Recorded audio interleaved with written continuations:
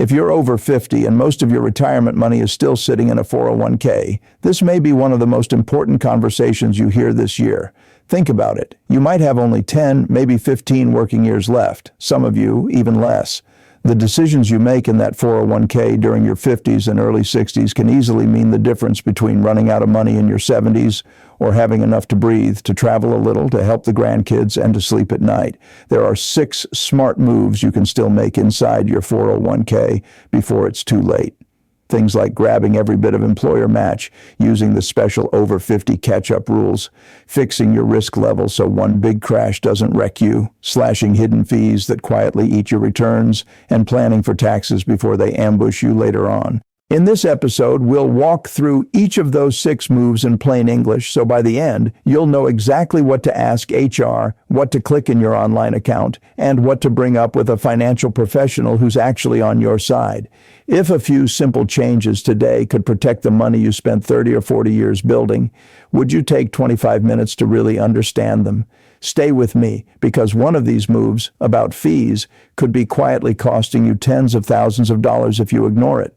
Welcome to George Edward Explains. I'm George, and I help people over 50 think clearly about money and retirement without all the noise and sales pitch. Today we're talking about what to do with your 401k after 50. Not hot stock tips, not day trading nonsense, smart, boring, powerful steps inside the plan you already have at work or had with a past employer. Before we jump in, a quick but important note. What you're about to hear is general education, not personal financial advice. I don't know your full situation. Before you make big changes to your investments or retirement plans, talk to a qualified financial professional who can look at your whole picture, your income, your debts, your health, your family, and your goals. All right, let's start with why these years, after 50 before retirement, are so critical for your 401k. Picture a football field in your mind. The most dangerous part of the game is often the red zone, right near the goal line. Little mistakes there hurt a lot more. Retirement planning has a red zone too, roughly the 10 years before you retire and the first 10 years after. In that 20-year window, your 401k decisions matter more than they did when you were 30 or 40. Why? Because you don't have decades ahead to fix big mistakes. At 55 or 60, if the market crashes and your money is in the wrong place, you may not fully recover before you need to start withdrawing. If you're saving too little, there aren't many working years left to catch up. If you're too conservative, your money might not grow enough to last a 20 or 30-year retirement. There are a few key risks in this red zone. 1, not saving enough while you still can. Once the paychecks stop, adding to your 401k becomes a lot harder. 2, taking too much risk right before you need the money. Being invested like a 25-year-old when you're 60, and then watching a crash cut your balance in half. 3, going the other way and being so scared that you park everything in cash or a stable value fund. Your balance might feel safe, but inflation can quietly eat it, and you may never grow enough to keep up with rising costs. 4, high fees draining your returns every single year without you noticing. It feels like nothing, but over 10 or 20 years, it can be the difference between we're okay and we're running out. Imagine 2 people, both 58 years old, both with $300,000 in their 401k. Let's call them Linda and Robert. Linda looks at her 401k, increases her contributions a bit, makes sure she's getting the full employer match. She adjusts her investments so she has a sensible mix of stocks and bonds instead of being all over the place. She moves from a couple of high-fee funds into low-cost index funds. She spends an hour with a planner to talk about Roth options and a basic withdrawal plan for later. Robert does nothing. He keeps contributing the same small amount he always has. He never checks the fees. He's either way too aggressive or way too conservative. He doesn't know which, and he figures it's too late anyway. Whatever happens, happens. 10 years later, when they're both 68, Linda and Robert can end up in very different spots, even if the market gave them the same ups and downs. That's the power of a handful of smart choices in your 50s and early 60s. How many years do you honestly think you have left to add to your 401k before you start taking money out? 5, 10, 15, and if the market dropped 30% next year, would your current mix let you sleep at night, or would it blow up your plans? With that in mind, let's walk through 6 concrete moves you can still make in your 401k while you're over 50. Move number 1, grab every dollar of employer match. If your employer matches part of your 401k contributions, that is free money for your future. Not taking it is like refusing a raise and then complaining about your paycheck. Imagine your company says, "We'll match 50% of what you put in, up to 6% of your salary." That's a common pattern. If you make $60,000 a year and you put in 6%, that's $3,600. They put in another $1,800, just like that. If you only put in 3% $800, they only give you $900. You left $900 of free money on the table that year. Over 10 or 15 years with growth, that little bit each year can add up to tens of thousands of dollars, and it's money that only shows up if you meet the match. Ask yourself, are you at least contributing enough to get the full match your employer offers? If not, when will you start? I once met a man in his early 60s who told me, "George, I didn't sign up for the 401k or the match for the first 10 years at my job. I thought I couldn't afford it. Now I realize how much money I walked away from." He couldn't go back in time. He could only make sure he never made that mistake again. Move number 2, use the over 50 catch-up contributions. Once you hit age 50, the rules actually let you put more into a 401k each year than younger workers can. These extra amounts are called catch-up contributions. The IRS sets a normal yearly limit for 401k contributions, and then it allows an extra chunk on top of that if you're 50 or older. You don't have to memorize the exact dollar amounts. They change over time. Just know this. If you're over 50, you are allowed to shovel more into that 401k each year than your 45-year-old coworker. And these are your last best years to use that option while you still have a paycheck. You might only have 10, 15 years where you can take advantage of catch-ups. If you're 55 right now, you might have 10 years, maybe less, before you retire or cut back work. That's not a long time.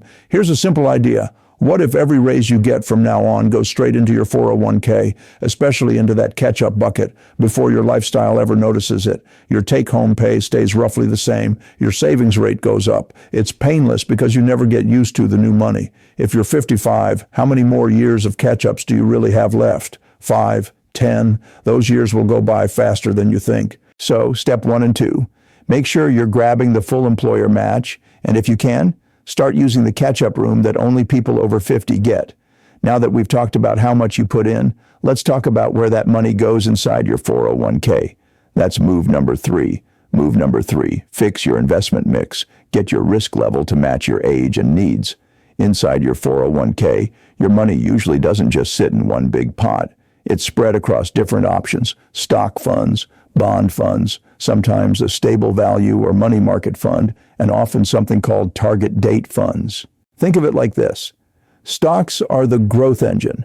They can go up and down a lot in the short term, but over long periods they've historically grown faster than other choices.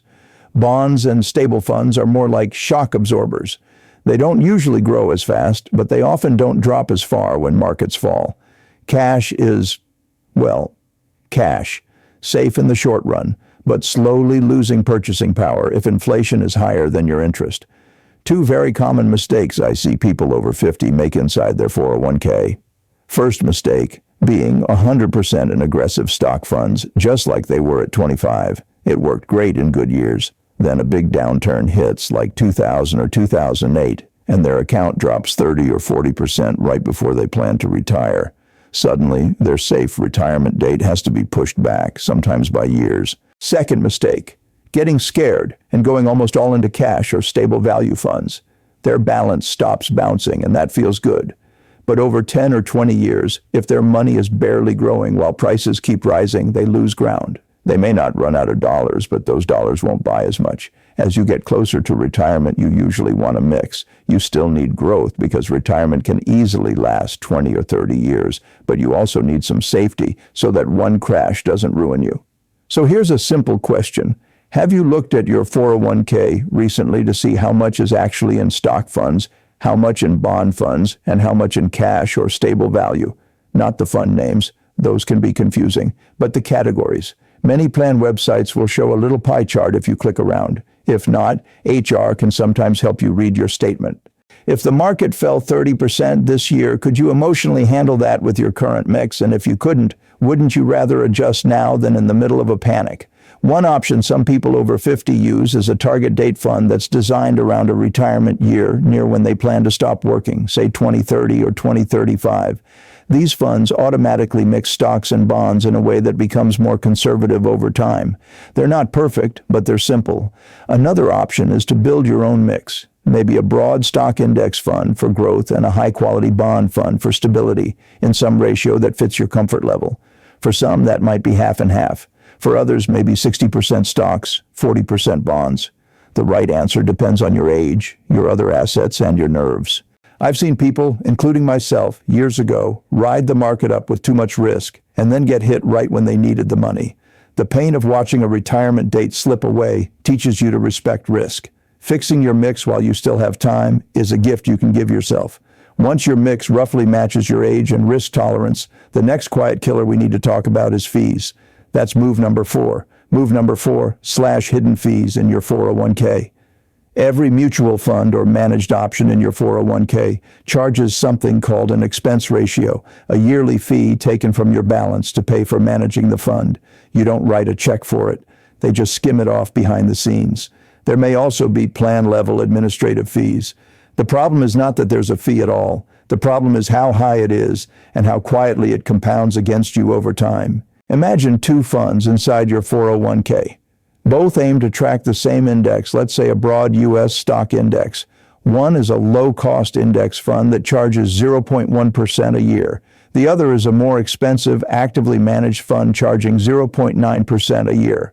That's a difference of 0.8% every year. On a $300,000 balance, 0.8% is $2,400 a year. If your money grows over 20 years, that gap can easily add up to tens of thousands of dollars, possibly more depending on returns. That's money leaving your pocket and going to the fund company each and every year. You could be doing everything else right, saving, investing wisely, but if you're quietly overpaying in fees, you're leaking money every single year. So what can you do? Look through your 401k investment options for words like index fund or S&P 500 index or total stock market index. These typically have lower expense ratios. On your plan's website or in the documents HR can give you, there should be a list of each fund's fee. Sometimes it's called expense ratio or annual operating expense. Do you know what you're paying in fees inside your 401k, or have you never checked? Even if you don't understand everything, you can compare numbers, 0.90% versus 0.05%, for example. Lower is generally better when you're comparing similar types of funds. One quiet move, shifting a big balance from a 1% fund to a 0.1% fund, can all by itself improve your long-term outcome without you saving a single extra dollar or taking any extra risk. So we've talked about how much you put in, your investment mix, and your fees. Next, we need to talk about taxes, and a move many over 50 savers haven't fully considered. That's move number 5. Move number 5, consider Roth options and future taxes. Let's keep this simple. A traditional 401k gives you a tax break now. The money you put in usually reduces your taxable income this year, but later on when you withdraw in retirement, every dollar you take out is taxable as ordinary income. A Roth 401k, if your plan offers it, flips that around. You don't get a break on the contribution today. You pay tax now. But under current law, qualified withdrawals in retirement from the Roth part can be tax-free. When you're over 50, you may be in some of your highest earning years. Many people assume, I'll be in a much lower tax bracket in retirement, so I should always use the traditional tax break now option. Sometimes that's true, but not always. If you have a lot in traditional 401ks and IRAs, and you keep adding, you might reach retirement with a large pile of money that all has to come out as taxable income. At a certain age, the government forces you to start taking required minimum distributions, RMDs, from traditional accounts, whether you need the money or not. Those forced withdrawals can push you into higher brackets, make more of your Social Security taxable, and even affect your Medicare premiums. We also don't know what future tax laws will be. Rates might go up, brackets might change, politicians may see large tax-deferred accounts as targets. I'm not fear-mongering, I'm saying we don't control that. So one move some people over 50 consider is this: splitting their 401k contributions between traditional and Roth if their plan offers Roth. For example, maybe half their contribution goes to the traditional side for the current tax break and half goes to the Roth side for future tax-free income. That way, in retirement, they have a mix. Some tax later, some taxed never again under current rules. There's also the idea of Roth conversions later in life, moving money from traditional accounts to Roth and paying the tax at a time that makes sense. But that's usually done outside the 401k, after rolling to an IRA, and it definitely requires professional guidance. The main point for you right now is to ask, do you know if your 401k offers a Roth option? Have you ever considered how much of your future retirement income will be taxable under current rules and whether you're okay with that? You don't want to get to 73, be forced to take large taxable withdrawals you didn't plan on and say, I wish I had planned this back in my 50s. This is an area where you don't want to guess. Talk with a tax professional or a financial planner who understands retirement tax planning, not just investments. Finally, move number 6. Have a clear exit and income plan. This is the move most people completely skip. They spend 30 or 40 years putting money into a 401k and never really think about how one day that account has to pay them back. One day you will stop contributing and start withdrawing. The 401k will change from a savings bucket to an income engine. There are a few key pieces here. First, rollover planning. When you retire or leave a job, many people choose to roll their 401k into an IRA. They do this to get more control over investments, possibly lower fees, and to consolidate multiple old 401ks. The important thing is to do a direct rollover, where the money moves straight from the 401k to the IRA, so you don't accidentally create a taxable event or get a check that, if mishandled, triggers big taxes and penalties. Second, understanding required minimum distributions. Under current law, at a certain age, you must start taking minimum withdrawals each year from traditional 401ks and IRAs. Those withdrawals are taxable as income. If you have a large balance and no plan, the size of those RMDs can surprise you and push your tax bill way up. Third, a withdrawal strategy. Which accounts will you tap first in retirement? Will you start with taxable brokerage accounts, then traditional 401k IRAs, and keep Roth for later? Will you take a blend? How much can you safely withdraw each year without running too big a risk of outliving your money? I've seen people retire with no withdrawal plan. They just start pulling random amounts as bills come up. The first big tax bill in April shocks them, or a market downturn hits, and they panic because they have no idea how much they can cut back, or whether they were taking too much in the first place. Do you know what you're going to do with your 401k the year you retire? Will you keep it in the company plan? Roll it over to an IRA? How will you turn that big number on a statement into a monthly paycheck you can live on? You don't have to know every detail today, but you do want a rough roadmap before your last day of work, not after. A simple written plan that says, at retirement, I'll likely roll this money to here, I'll take about this much per month, and I'll review it each year, can give you a lot of peace. So how do you turn all of this into simple next steps this week? First action. Check your current 401k situation, log into your account, or take your latest statement. On a piece of paper, write down your current balance, how much you're contributing as a percentage of your salary, whether you're getting the full employer match based on your plan's rules, a rough idea of your current mix, about how much is in stock funds, how much in bond funds, how much in cash or stable value. If you can, also note the names of a couple of your biggest funds and their fees. Second action. Pick 1 or 2 moves to start with, not all 6 at once. Maybe your first move is simply to increase your contribution enough to get the full employer match. Maybe it's to turn on catch-up contributions now that you're over 50. Maybe it's to shift from a high-fee fund to a lower-cost index fund inside your plan. Maybe it's to move a portion of your contributions into the Roth option, if that fits your tax picture. Or maybe your best first step is to book a meeting with HR or your plan's representative and say, I'm over 50. I want to understand my options for match, catch-ups, Roth, and fees. Third action, schedule a retirement check-in. If you're within about 10 years of when you'd like to retire, set up time with a fiduciary planner or advisor who regularly works with people your age. Tell them, I want to review my 401k and talk through these 6 moves: match, catch-ups, investment mix, fees, Roth options, and my exit and income plan. Bring your notes, bring your questions, and don't be shy about asking them to explain things in plain language. Being over 50 with a 401k is not a problem. It's an opportunity if you use these last working years wisely. You don't have to do everything perfectly, But ignoring your 401k in your 50s and early 60s can be a very expensive kind of procrastination. If this helped you see your 401k more clearly, consider following along here on George Edward Explains, and share this with a friend at work who's also over 50 and quietly wondering if they're doing the right things. I'm George. Thanks for spending this time with me. Take a deep breath, pull out that statement, and make one small move this week. Your future self in your 70s and 80s will be very glad you did.